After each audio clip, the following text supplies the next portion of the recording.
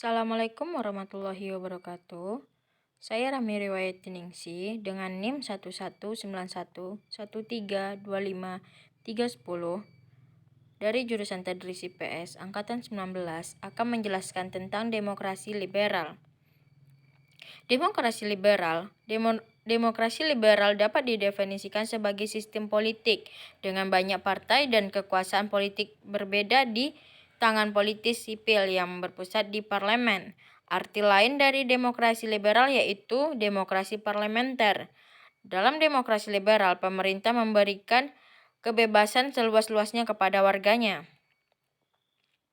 Latar belakang demokrasi liberal ini yaitu pada tanggal 17 Agustus 1950, Republik Indonesia Serikat atau RIS yang merupakan bentuk negara hasil kesepakatan konferensi meja bundar resmi dibubarkan, kemudian diganti dengan Negara Kesatuan Republik Indonesia atau NKRI.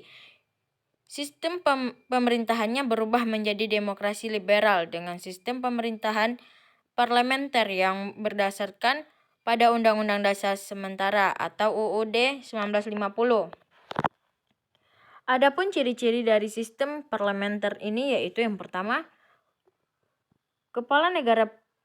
Kepala negara presiden tidak berkedudukan sebagai kepala pemerintah karena bersifat sebagai simbol nasional.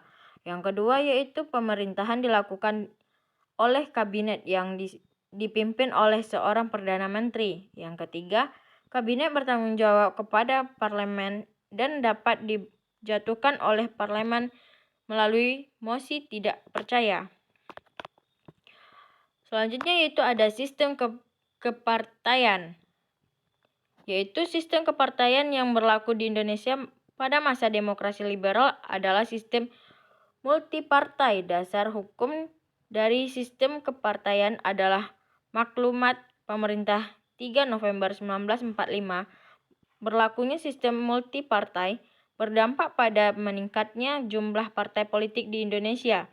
Dalam sistem demokrasi liberal sering terjadi penggantian kabinet. Adapun kabinet-kabinet pada masa demokrasi liberal yaitu sebagai berikut. Yang pertama yaitu Kabinet Natsir 6 September 1950 sampai dengan 21 Maret 1951. Kabinet Natsir merupakan kabinet koalisi yang dipimpin oleh Masyumi, sementara PNI lebih memilih kedudukannya sebagai oposisi.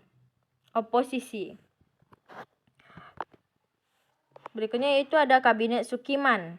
Setelah Kabinet Natsir berakhir, Presiden Soekarno menunjuk Sukiman dari Partai Masyumi dan Suwiryo dari Partai PNI sebagai formatur kabinet baru.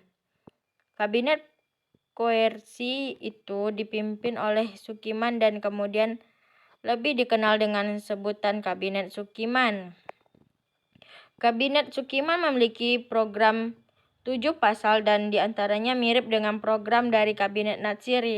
Hanya beberapa hal yang mengalami perubahan dan skala prioritas. Berikutnya yaitu ada Kabinet Wilopo 20 Maret 1952 sampai 2 Juni 1953. Kabinet Sukiman digantikan dengan Kabinet Wilopo. Kabinet Wilopo merupakan Zaken kabinet yaitu kabinet terdiri atas menteri yang ahli dalam bidangnya. Berikutnya yaitu ada Kabinet Ali Sastro Amijojo 1 30 Juli 1953 sampai dengan 24 Juli 1955. Ali Sastro Mijojo dari PNI dan Wongso Negoro dari Partai Indonesia Raya sebagai Perdana Menteri dan Wakil Perdana Menteri. Kabinet Ali Sastro Amijoyo 1 berhasil mengukir sejumlah prestasi yang menunjukkan peran aktif Indonesia dalam kancah internasional. Kabinet Burhanuddin Harahap 12 Agustus 1955 sampai 3 Maret 1956. Ali Sastro Amijojo 20 Maret 1956 sampai dengan 14 Maret 1957.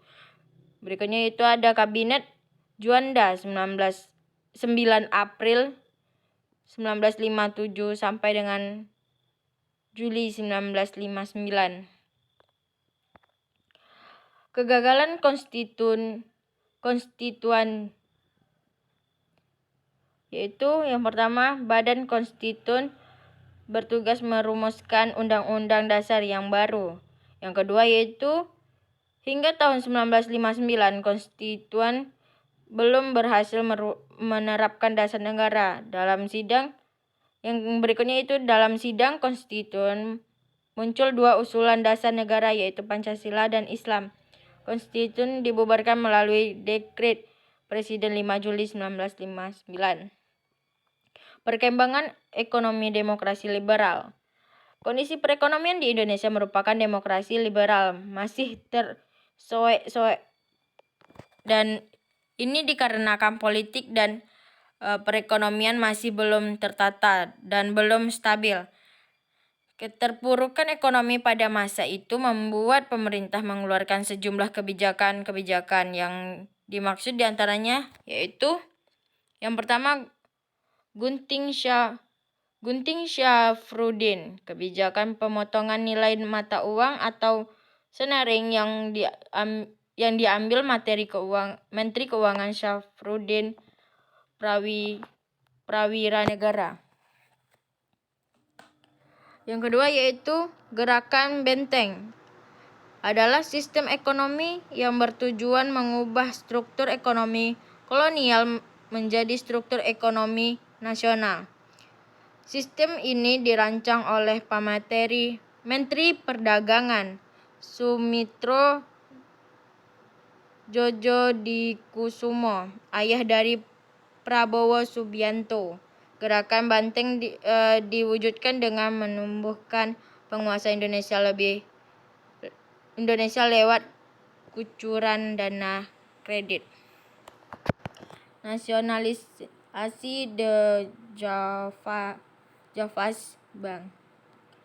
Pada 1951 pemerintah nasionalisasi The Javas Bank menjadi Bank Indonesia. Bank milik Belanda itu dijadikan sepenuhnya bank milik Indonesia untuk menaikkan pendapatan penurunan biaya ekspor dan menghemat secara drastis. Yang kedua yaitu ekonomi Alibaba. Sistem ekonomi Alibaba diprakarsai oleh materi perekonomian pada Kabinet Ali yakni Ishak Cokrohardisuriyo. Program ini diberi nama Alibaba karena melibatkan pengusaha pribumi atau yang disebut dengan ahli dan penguasa keturunan Tionghoa atau diistilahkan dengan Baba. Lewat program ini pengusaha keturunan Tionghoa diwajibkan melatih tenaga pribumi. Sebagai imbalan, para pengusaha keturunan Tionghoa akan mendapat bantuan kredit dan lisensi dari pemerintah. Sayangnya program ini berjalan sesuai harapan. Baiklah, itu saja yang dapat saya sampaikan. Saya akhiri. Assalamualaikum warahmatullahi wabarakatuh.